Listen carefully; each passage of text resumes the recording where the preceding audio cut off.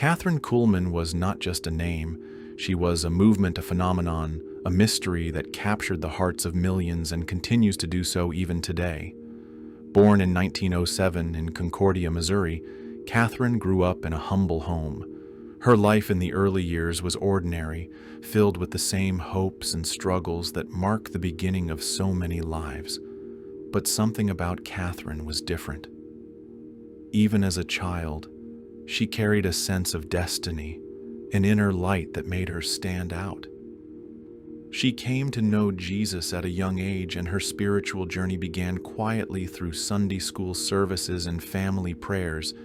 Yet deep within her was a calling that would not remain silent for long. It was like a fire waiting to be ignited. At the age of 14, she had what she described as a deep spiritual experience, one that left her forever changed.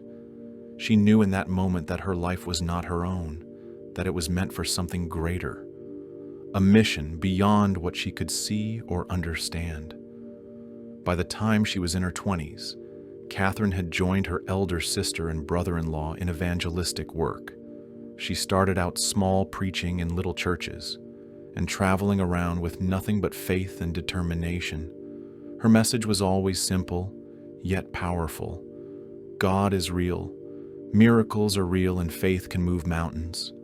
But the road to greatness was not smooth. In her early ministry years, Kathryn faced criticism, rejection, and heartbreak. Her decision to marry a divorced man named Burroughs Waltrip brought a cloud over her ministry, and she later admitted it was a mistake, a choice that caused her deep emotional pain and spiritual struggle. She eventually left the marriage and returned to her calling, more committed than ever to serve God with her whole heart. And then something extraordinary began to happen. Her ministry shifted from ordinary preaching to something miraculous during her services. People began to stand up, testifying that they were healed, some from cancer, others from paralysis, heart conditions, and chronic pain. She never took credit for these healings. Instead, she pointed to the presence of the Holy Spirit, saying it was Him, not her, that brought the miracles. Kathryn never claimed to be a healer. She often said, "I believe in miracles with every fiber of my being, because I believe in God."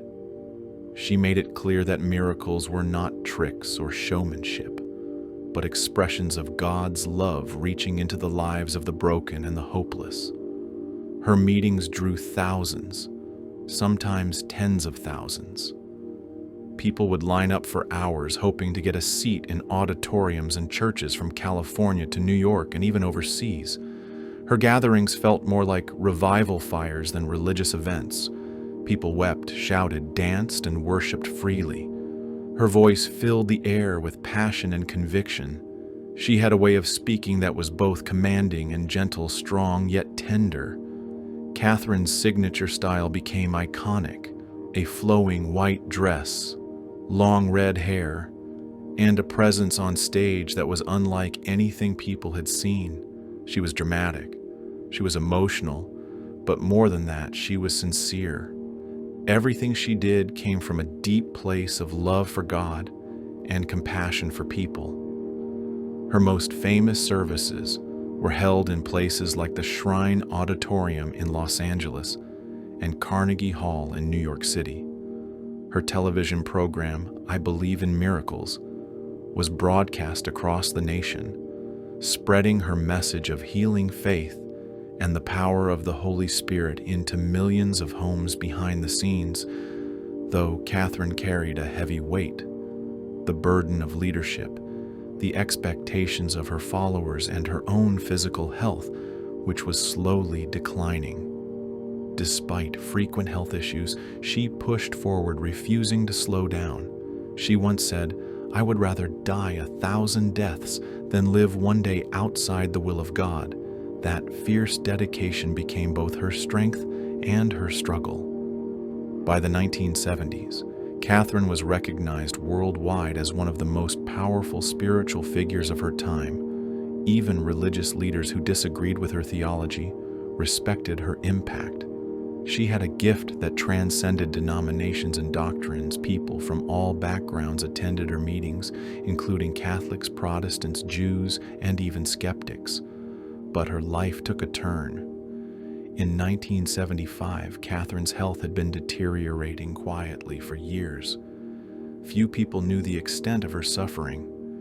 She battled heart problems and other complications, yet she kept going as if driven by something beyond the physical. She preached and healed and traveled as long as she possibly could. In February of that year, Kathryn checked into Hillcrest Medical Center in Tulsa, Oklahoma, after open-heart surgery complications set in, and the woman who once seemed larger than life slowly faded away. She passed from this world on February 20th, 1976, at the age of 68. Her death shocked the world, but it also brought a flood of tributes, memories, and gratitude from those she had touched. Millions mourned the loss of someone they had never met, but who had changed their lives forever. Even today, decades later, her legacy lives on through books, recordings, testimonies, and the countless people who say, "I was healed in a Kathryn Kuhlman meeting," or "I found faith because of her." Some called her controversial, others called her a saint, but all agreed on one thing: Kathryn Kuhlman was unforgettable. Her life teaches us many things: that God can use anyone regardless of their past, that faith is not about perfection but about surrender, that miracles still happen, and that when you walk in purpose, even your flaws can become part of your calling. Kathryn's story is a reminder that the greatest power on earth is not money or fame or control, but love, the kind of love that believes the impossible, the kind that heals the broken, the kind that touches hearts without ever needing to touch skin. If there is one lesson her life leaves us with, it is this: never underestimate what God can do with a life fully surrendered. So whether you're struggling with doubt, pain, confusion, or fear, know this: you're not alone. There is hope, there is healing, and there is power waiting to meet you right where you are. Kathryn believed in miracles, and maybe one is waiting for you too. Thank you so much.